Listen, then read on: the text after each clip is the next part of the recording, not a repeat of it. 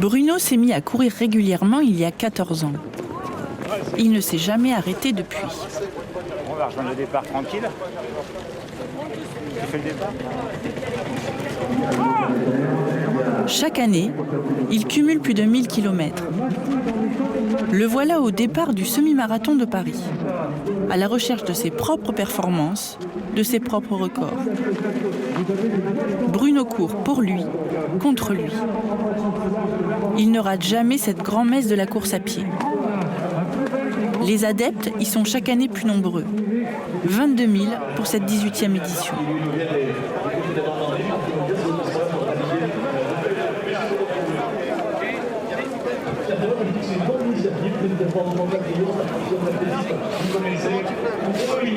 Perdu au milieu de cette armée de coureurs, Bruno se lance à l'assaut de ses 21 km, de plaisir et de souffrance, à son rythme et seul contre lui-même. Jogging, footing, running, course à pied, peu importe le nom qu'on lui donne. Courir est au-delà de l'effet de mode. C'est devenu un véritable phénomène de société et un mode de vie. La Fédération française d'athlétisme estime qu'il y aurait en France près de 10 millions de coureurs et quelques 100 000 marathoniens, 10 fois plus qu'il y a 15 ans.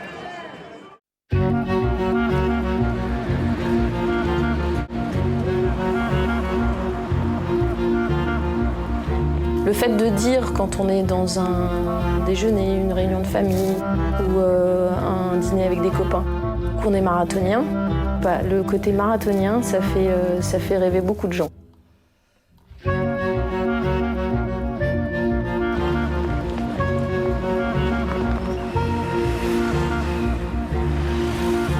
Vous partez, vous êtes mal et vous revenez, vous êtes un peu plus zen et vous prenez les choses un petit peu différemment, quoi.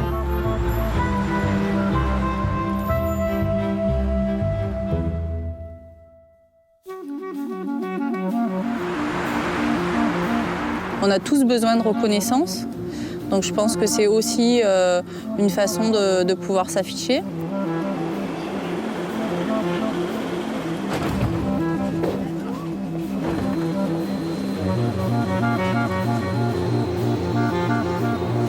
Lorsque j'étais blessé, ce qui m'était très douloureux de ne pas courir.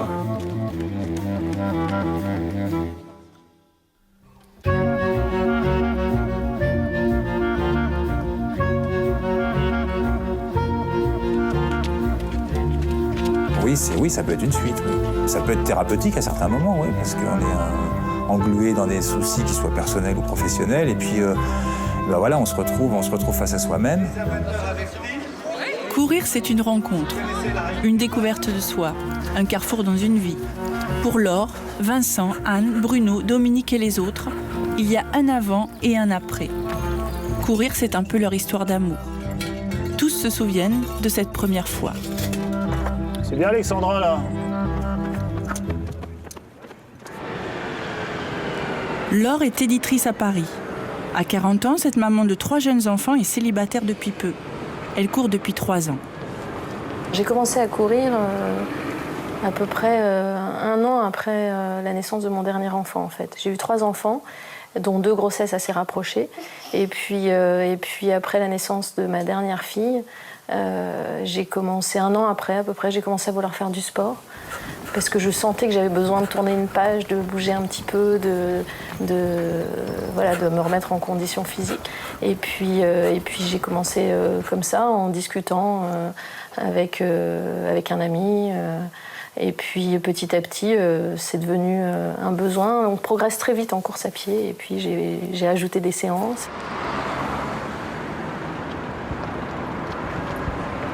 C'est un sport où on se jauge tout de suite. C'est-à-dire on commence à courir, on a du mal à tenir 30 minutes. Moi j'ai commencé en courant, je devais tenir au début 20-25 minutes. Et puis après, on sent qu'on est un petit peu plus à l'aise, donc on allonge. C'est ce jeu-là en fait, on se laisse entraîner par sa progression. Et donc on a envie d'en faire un petit peu plus. Voici Vincent, 45 ans, marié, 2 enfants. Il court depuis 17 ans et compte 23 marathons. Vincent est graphiste et ne manque jamais son jogging du matin avant de se rendre au travail. Assois. Allez, hausse. Bosse bien. J'ai commencé à courir en 92. Je fumais alors 2 paquets par jour. Et donc j'ai commencé à courir à 28 ans, d'abord pour m'arrêter de fumer. Et puis comme c'était très compliqué, parce que quand on fume beaucoup, il faut... Voilà, je me suis mis à courir. Et comme j'étais fatigué de courir le matin, l'après-midi, j'ai fait ça pendant les vacances, l'après-midi, je faisais une sieste, ce qui fait qu'en fait, je gagnais une demi-heure de course le matin, 1h30 de sieste l'après-midi. J'avais déjà gagné 2 heures dans la journée où je ne pensais pas à la cigarette. Donc ça, c'était déjà la première victoire. Un jour, j'ai un ami qui m'a inscrit au Cross du Figaro et ça a été ma première compétition, les 6 km du Cross du Figaro. Et c'est là où j'ai découvert vraiment la joie de la course à pied avec les tontons, les enfants, les vas-y papa et tout. Et puis cette ambiance de coureur que je ne connaissais pas. Et puis je trouvais ça marrant d'avoir un dossard, des épingles et de participer vraiment à une épreuve commune comme ça. C'était voilà.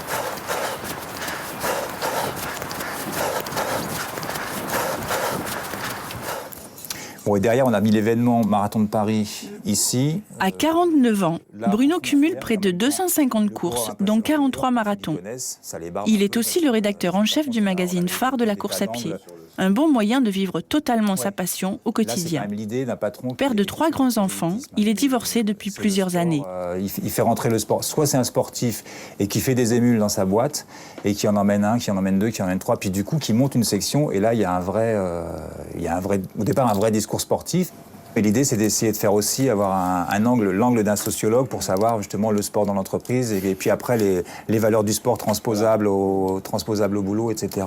Parce que là, ouais, mon patron m'a mis à la course à pied, c'est pas le salarié contraint. Non. Là, c'est pour nous, hein, ce sera pas le titre. Hein, c'est pas pour... Non, du tout. Okay, non, là, c'est pour nous. C'est un titre de travail, ça. Ouais, exactement, ouais. Alors, comment j'ai commencé à courir réellement, c'est par le biais d'autres sports, en fait. Et en le vivant comme beaucoup de gens, presque comme une punition.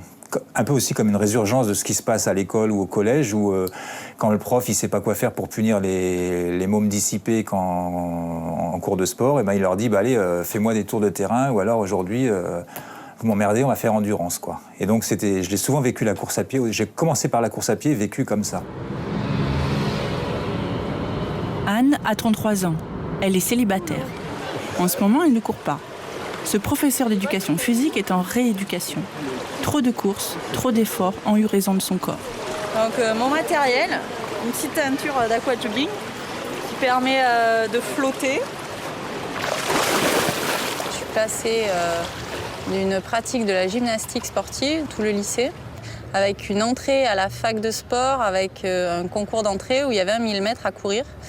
Donc avec mon papa, nous sommes allés courir. Et puis c'est avéré que voilà, sur le 1000 mètres, ça s'est pas trop mal passé. J'ai pris goût et puis voilà, c'est parti comme ça. Dans le fait de courir, c'est... moi, je vais tout de suite aller vers la quête de liberté, la quête de m'évader, le besoin de bouger. J'ai un réel besoin de bouger depuis toute petite. De me dépenser, j'ai du mal à rester en place et moi je vais tout le temps aller tester mes limites.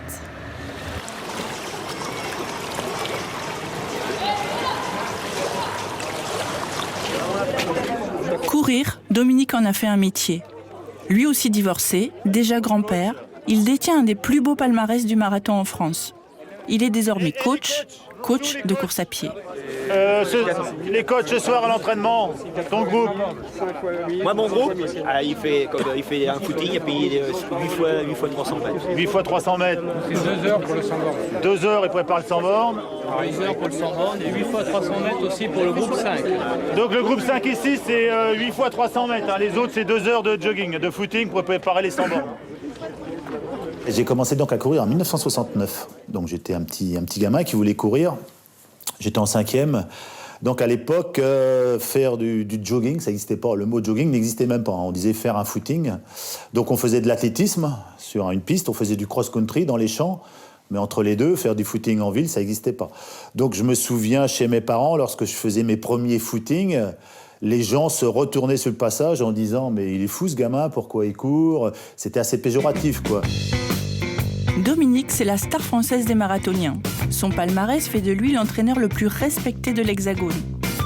Plusieurs fois champion de France, médaillé de bronze en championnat d'Europe, un titre de champion du monde et des milliers de kilomètres parcourus avec un dossard. Tu vois, voilà quand tu dis après quoi on court. On est comme les gamins en fait. Hein. Tu vois, comme tous les... Tu cours et tu collectionnes tes dossards. Alors ça fait le bonheur des compagnes, ça. Un petit diplôme. Et on a beau dire qu'on s'y attache pas, en fait, on les garde tous, quoi. C'est une satisfaction personnelle en soi aussi. C'est un des rares sports où on est en compétition avec soi-même d'abord. Finalement, c'est pas le classement de la course en soi qui va nous intéresser. Nous, les coureurs amateurs, c'est plus notre résultat par rapport à nous-mêmes. Donc, ce qu'on en tire comme positif, ça rejaillit sur le quotidien, évidemment.